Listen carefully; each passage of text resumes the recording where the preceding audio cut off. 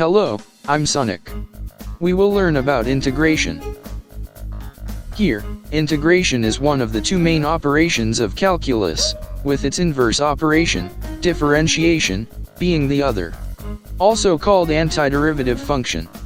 We take the long S-shaped sign like this. General variable, we take x, such that the differentiation called dx. You can even say, integral of dx, which is x plus c, where c denotes as a constant.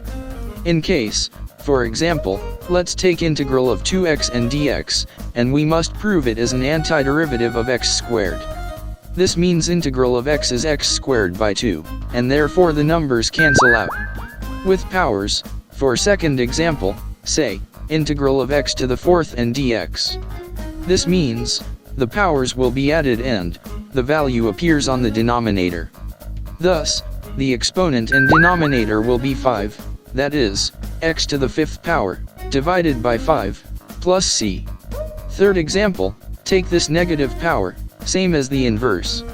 Consider integral of x to the third negative power and dx, which is also called 1 by x cubed. Like the ones we did in the previous example. We get minus x to the second negative power, divided by 2, plus c.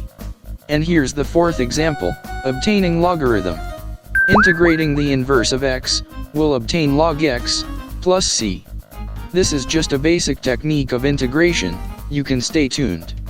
In the next part, we will learn for the trigonometry values.